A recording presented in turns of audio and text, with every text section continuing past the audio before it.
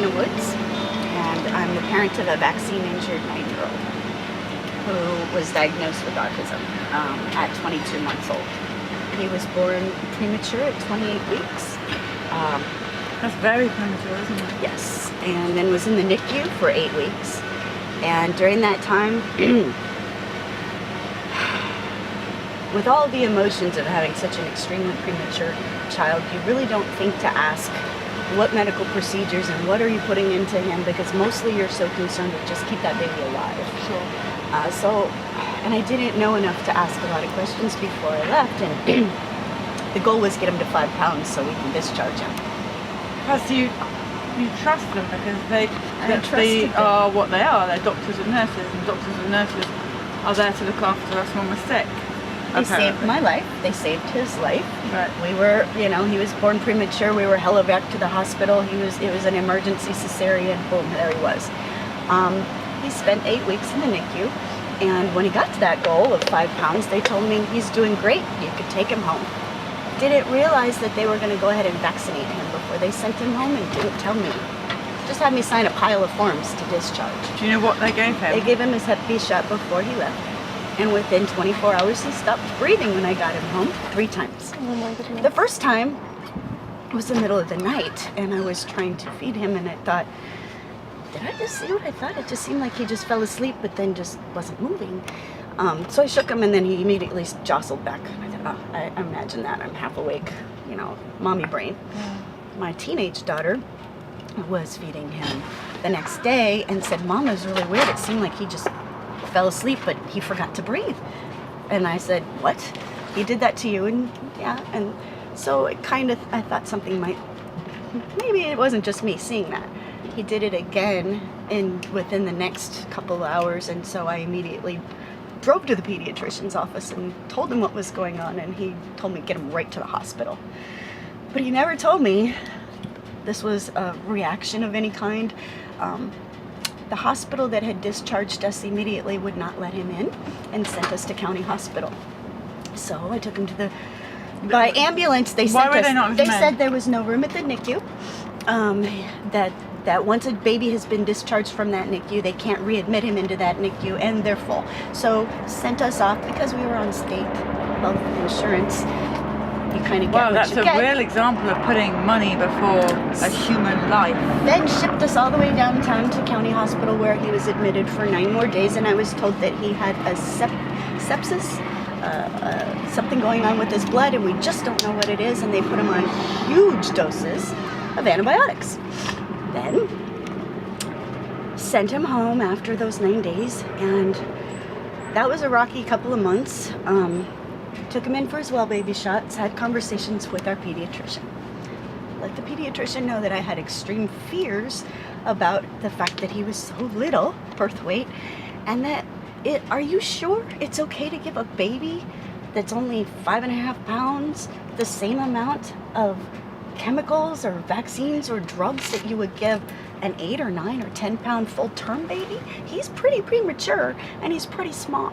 And I was reassured that this is what you need to do because he's premature. And you don't want this brand new premature baby to get sick and die, do you? And guilted. And I had already read Jenny McCarthy's book originally, and I had some idea of what autism was. And this is where I hate myself and feel the guilt, because I had a good idea. And then my doctor told me, after I kept saying, are you sure? What about this autism thing? Shouldn't we slow down the schedule? Should we back off? I'm really afraid he's so premature and he's so small. And he basically implied that she was a bimbo, Playboy bunny that really didn't know anything about medicine, and what an idiot I would be to listen to somebody like that. And I had a premature baby that could possibly get RSV or one of these horrible diseases, and you really need to be a good parent. You really need to vaccinate. So I did. And then I watched him get really, really horrible ear infections, and they would put him on more antibiotics to combat these ear infections, and it was a recurring thing. So as he got older, it got close to his 1 year, and it was time for that MMR shot. And they were also giving, on top of all of his regular vaccinations, there was RSV going around the valley in 2007, and they were pumping this big fear that, oh my gosh, infants are getting RSV, with this respiratory virus. You really need to give them these Synergist shots as well. So they would give Synergist shots, but not one at a time. Two. One in each thigh at the exact same time, and I kept asking, if this is a vaccine manufactured for this child, why do I need to do 2 of the same shot at the exact same time? That doesn't make any sense to me. And one in each thigh.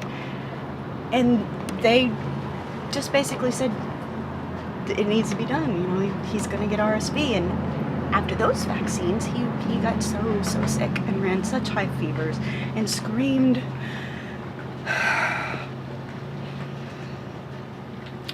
After the first couple of visitations when they did that to him, because they were telling me to do it every 4 weeks, I couldn't do it anymore and I stopped. Then I went back and did his MMR shot, DPT, all at one time, because that's what you were supposed to do. Ethan had 25 words. Ethan could look me in the eye before that and he could laugh. But after that day, he screamed, and he ran a really high fever, and he had such bad acidic diarrhea that when I went to change his diaper, it shot. This hot green acidic diarrhea shot almost 6 feet across the room when he farted, and hit his sister, who screamed because, ew, baby poop. But this diarrhea was so acidic that it was eating the skin off of his bottom. And I took him to the doctor, and they were giving me special compound things, ointments for his rash, telling me this was completely normal, not to worry, give him Tylenol and Advil and rotate it for him to help with that fever and the screaming. And he stopped sleeping. An hour and 45 minutes tops was all we ever got. He stopped eating and had severe reactions to formula. Oh, somewhere in all of this, he was having reactions to formula, and they switched us to sensitive Similac, which was a soy formula, which I find out later is a genetically modified soy. So here I am, giving this baby toxins. Then he gets ill. Then I dose him with more antibiotics. Then I tell him something's wrong, and they tell me this is normal. Let's do it again. As soon as he gets better, we do it again. When he went through this MMR thing, and then I lost him, and I felt so horrified by what I had done, I just said, no more. Can't do this to him anymore. I'm right. I'm seeing something, and no matter how many times you guys tell me I'm not seeing it, I'm seeing it. He's lost all of his words. And I go back to these pediatricians and I say, he's not talking anymore, and he doesn't look at me anymore, and he doesn't respond when we're calling his name. You can stand behind him and call his name and he's not responding, and they're telling me this is normal, it's okay, it's okay. No, he's a boy. When he started trying to learn to walk, was at about the same time, and he lost all language but would stand and then try to take steps and fall down. And I said, his language is gone, and he's all of these things. I'm taking him to the pediatrician weekly, telling him something's wrong, and they're repeatedly telling me, nothing's wrong, he's a boy. He probably stopped talking because he's focusing on walking. I said, well, then why is he not responding? When I'm screaming and calling his name, I literally held a pot and a spoon and banged it behind his head, and he's not responding. And she says, let me write you a referral and go get his hearing checked. He probably needs an audiologist, which pissed me off because I know he can hear me. But okay, fine lady, I'll take him to an audiologist. Maybe that person will listen. So we go to Phoenix Children's Hospital and we go through the battery of tests, and this sweet audiologist takes me aside and takes me in a private room to tell me she's so very sorry. He can hear you. I'm going to write you a referral to the developmental pediatrician because I'm pretty sure you've got some issues going on here. nobody is listening to me or believing me at this time. It's just me and my daughter who are seeing this happening. And so we go to the audiologist, and that audiologist gives me the referral, and I go to the developmental pediatrician, but I go totally unprepared because I'm being told by pediatricians and family members that this is all normal, it's all in your head, you're really paranoid. You know, me being an older mom when I had him and whatever. So I go to the developmental pediatrician by myself with Ethan, and he spends probably an hour and 30 minutes asking me questions and watching him stim and not respond and scream when he's frustrated. And I explain everything that I've seen and happened, and he says, "Do you know what autism is?" "Yes." "What autism is?" He says, "Well, are you married?" "No, but I'm with his father. We've been together 18 years. I mean, however many years it had been together a long time. We're just..." Well, he basically breaks it to me that Ethan has autism, gives me some horrific statistic, 85% of families end up being split up and broke up by autism. Just here's all the bad news. Here's a few agencies to call. Good luck with that. And I was prepared, I guess, because I knew in my heart what it was, but I just wasn't prepared for the swift kick in the stomach. And I wasn't smart enough to bring any support with me. Anybody. So I put my child in the back seat and buckled him in and sat with my head on the steering wheel and just lost it for about 20-30 minutes before I could suck in my breath, get it together, and be able to drive home. And then break it to his father and break it to my family, who all completely didn't understand, but then, you know, who does?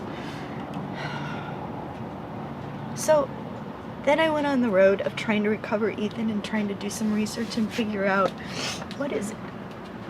Which was probably black everywhere. Oh, thank you.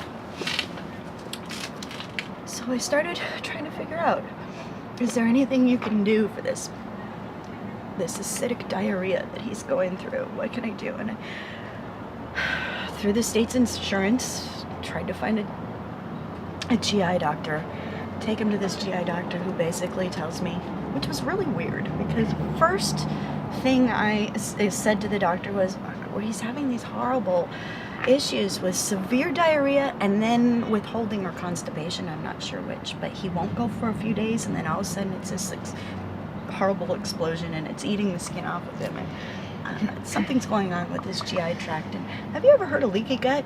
And he immediately responds to me with, vaccines do not cause autism. I never mentioned vaccines. I just said, have you ever heard of leaky gut? Because he's got this horrible acidic diarrhea. And he says, well, I don't know what you've been reading. I don't know what you've been, but this is probably a blockage.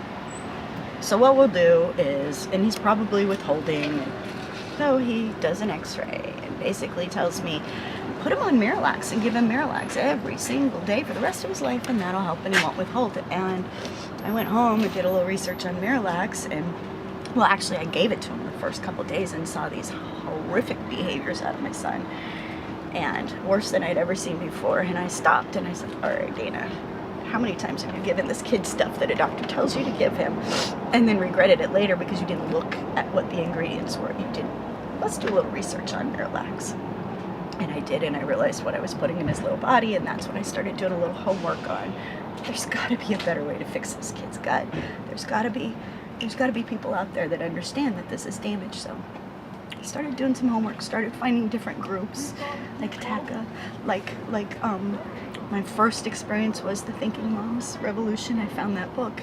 Thank God for them. Yeah. Read that book and cried hysterically for a few days, and then I dug through all of my boxes of Ethan's medical records, and I grabbed a big 3-ring binder, and I took everything and I put it in chronological order, and I set it all together in a book. And then I read the story of how I damaged my child and how I listened and believed what was being told and followed their instructions to be a good little mommy. And now all I can do is work really hard to recover my son, work really hard to spread the word to younger moms who are just as naive as I was, who believe a physician because they are told by CDC, by drug manufacturers, these things are safe. And I distinctly recall having conversations with my doctor. Are you sure that this baby, this size, it's okay to put this amount in this little person? And I distinctly remember the conversations being told that it was okay, it was safe. I never was told anything about theirs. I knew nothing about vaccine injury. I knew nothing about adjuvants. I knew nothing about the combined amount of toxins were never studied. This doctor who's telling me it's perfectly safe to give him all these vaccines on the same day is quoting all of these statistics and data that aren't factual and telling me that, oh, it's been studied. Sure, we know that it's totally safe to give a kid 8 shots in one day. Have you been back to the pediatrician again since? No, and it's all I can do right now, just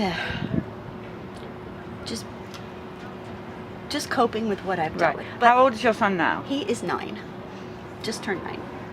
But I have honestly, since all of this has been coming out, considered sitting down with that book of dates and his entire, this is what we did to him, putting it in chronological order in a letter, and giving it back to the 3 pediatricians at the group that we consulted with and saying, please take this along with this movie and know that this is what you did to us. And please, I don't blame them per se, because they're telling me what they've been given. However,